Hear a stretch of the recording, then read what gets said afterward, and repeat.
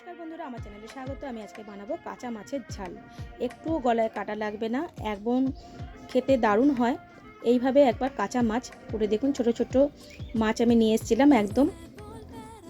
তার মধ্যে কাঁচা পেঁয়াজ, রসুন, হলুদ, কাঁচা লঙ্কা, আমি কাঁচা লঙ্কা দিয়ে করব, আর একটু জিরে গুঁড়ো দিয়ে দিয়েছি, পরিমাণ মতো নুন দিয়ে ভালো করে নেড়ে চেড়ে দিয়ে দেবো কাশ্মীরি লঙ্কা গুঁড়ো। এই কাশ্মীরি লঙ্কার গুঁড়োটা আমি এই কারণে দিচ্ছি, রঙটা খুব সুন্দর হবে বলে, কালারটা খুব ভালো আসবে বলে দিয়ে দিচ্ছি। এতে কিন্তু ঝাল হবে না, কালারটাই হবে, সেই জন্য আমি কাশ্মীরি লঙ্কা দিয়ে দিয়েছি। এটা কিন্তু স্বাদ হয় কাঁচা লঙ্কার জন্য। আর কাঁচা লঙ্কাটা আমি দিয়ে দিয়েছি, অনেকে সর্ষে দিলে একটু ঝাঁঝ ঝাঁঝ মতন আসবে বলে আর কিছুটা পরিমাণে সর্ষে গুঁড়ো আমি দিয়ে দিয়েছি। এতে কিন্তু খেতে খুব ভালো হয়। সামান্য পরিমাণে জল দিয়ে একদম কম আঁচে করে আমি ঢেকে দেবো। কিছুটা হয়ে যাওয়ার পরে কিন্তু আমি এর মধ্যে টমেটো কুচি দিয়ে দেবো। ঢাকনা দিয়ে এইভাবে তৈরি করে একদম সুন্দর হয়।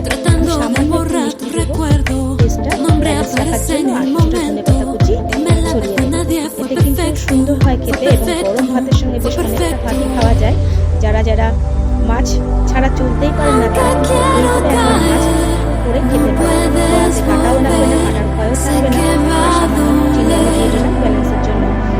এইভাবে করে দিলে যারা মাছ খান না তারা কিন্তু খেতে চাইবে। ফলো করছেন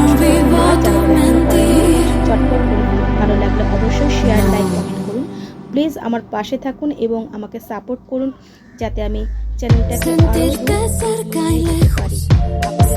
আরও